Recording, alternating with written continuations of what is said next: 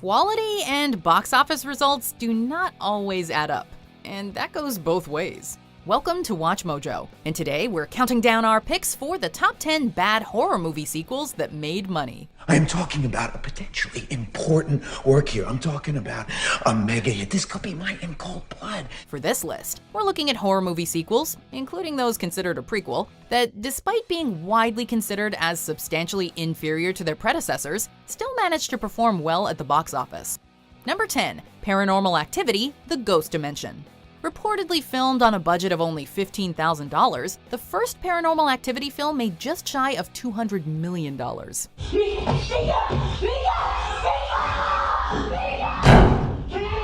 And with that, a franchise was born. Sadly, it has been a rather uneven one.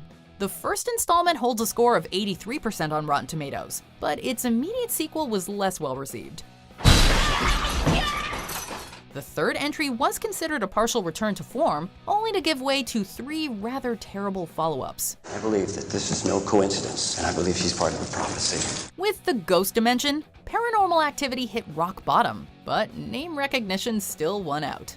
The film added another $78.9 million to the franchise total, against a budget of just $10 million. Do you believe this? How would we have that? I don't know.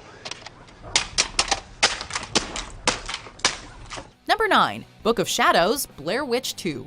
The Blair Witch Project, written and directed by filmmakers Daniel Myrick and Eduardo Sanchez, was a cultural phenomenon. I insisted on everything.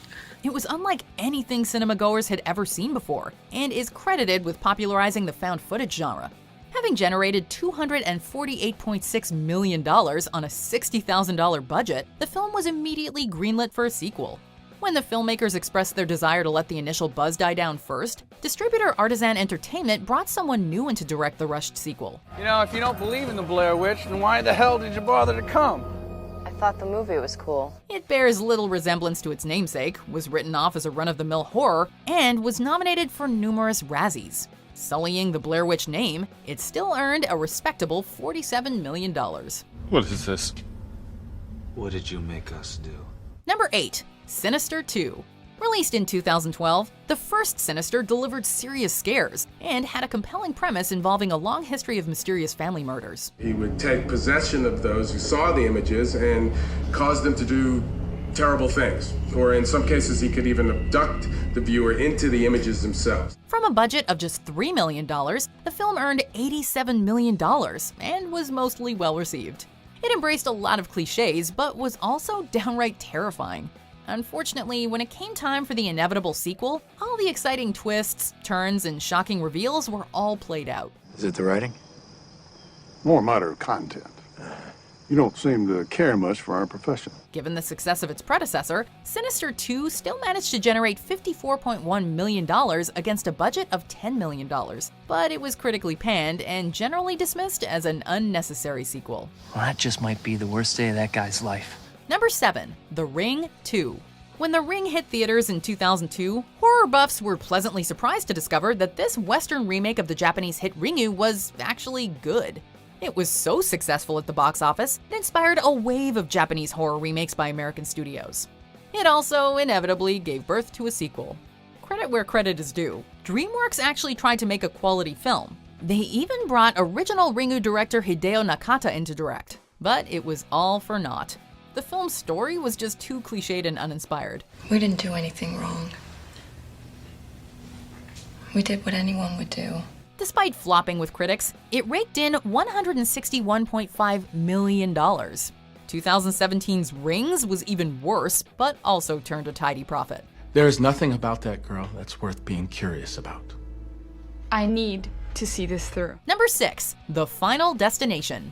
Despite generally negative reviews, one thing has kept people coming back to the theater for each subsequent Final Destination film: the captivating premise that you cannot cheat death, and the ingenious ways in which it catches up to our doomed heroes. In death, there are no accidents, no coincidences, no mishaps, and no escapes. Before going out on a high note with Final Destination 5, although there are plans for a reboot, the series hit a creative low with the 4th installment, which lacked the franchise's trademark macabre creativity. Don't laugh, but we stayed up Googling premonitions, visions, signs, things like that, just to see how much information we could get. Of course, if you make a Final Destination film, the fans will come. And sure enough, it still made $186 million. Would it kill you to be sensitive? I don't know. I never tried it.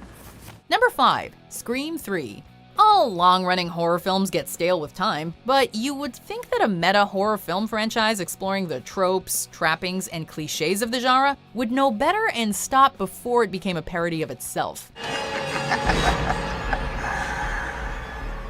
Hey, we're not finished yet. With the first Scream film, Wes Craven delivered a delicious vivisection of the genre.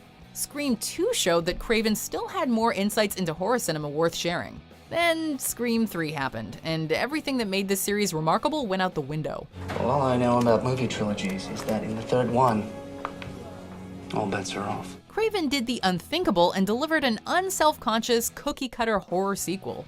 Given the Scream reputation, it still generated $161.8 million, but it left fans and critics feeling sorely disappointed, if not downright betrayed. If this killer does come back, and he's for real, there are a few things that you gotta remember. Is this simply another sequel? Well, if it is, same rules apply. Number 4, I Still Know What You Did Last Summer. Oof, one look at that clunky title and the filmmakers should have known to pull the plug on this sequel. No way, are you crazy? But hey, if all they were interested in accomplishing was a paycheck, they made the right choice. The first film, I Know What You Did Last Summer, wasn't exactly a masterpiece, but with its attractive cast of up-and-coming young stars, solid scares, and a novel premise, it performed well at the box office. I don't think we're that powerful, Julie. When its sequel came out the following year, well, it too performed well at the box office. But that's about the only good thing you can say for it. A blatant rehash of the first film, it was just kind of boring. I'm not gonna die on this island! Do you hear me? If you want me bad, come and get me, I'm right here! But my grave stays empty! Number 3, Annabelle. A tightly written and well-acted horror film set in 1971, The Conjuring won over fans and critics alike, proving that a good tale of haunting and possession still held appeal and potential. It also teased an infamous doll by the name of Annabelle, which had fans begging for a spin-off or sequel. We got one the very next year, and it left us wishing that Annabelle had sat on the shelf a little longer. Where did you find her? I mean, do you know how long I've been looking? I know. A testament to the doll's compelling tease in The Conjuring, Annabelle made $257 million on a production budget of just $6.5 million. It wasn't a terrible film, but it fell far short of its predecessor. How do we stop it from coming back? Number 2, Jaws 2. The first Jaws film gave birth to the concept of a summer blockbuster and established director Steven Spielberg as a big name. There was no way Universal would pass up the opportunity to cash in on this unexpected hit, and so a sequel was fast-tracked. And I know what a shark looks like because I've seen one up close.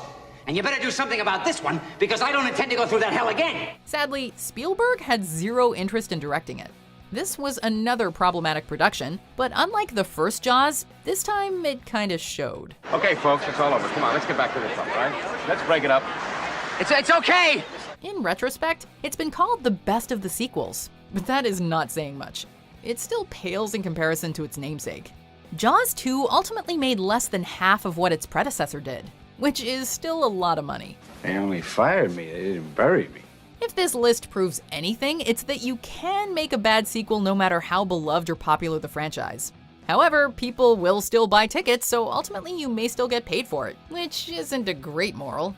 Anyway, I bet you have an idea about number 1, but in case you don't, let's run through the dishonorable mentions and then we'll find out our top pick. Stop it.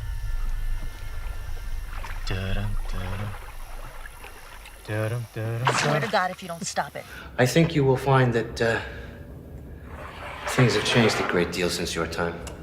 I doubt that. We're not flying blind here, you know. No. Please, no.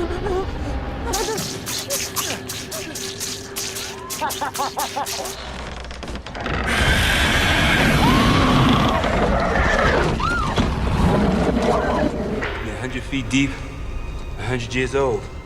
Just waiting to suck your ass in. So keep your eyes open. Number 1, Saw 3D. Though critics may have met the original Saw film with mixed reviews, it undeniably resonated with horror buffs and cinemagoers, becoming the must-see horror film of 2004. Let the game begin. Then, for the rest of the decade, we got one Saw film a year, each one failing to deliver anything resembling the innovation of the first film in favor of increasingly gruesome gore porn. And yet, they all made money. Lots of money.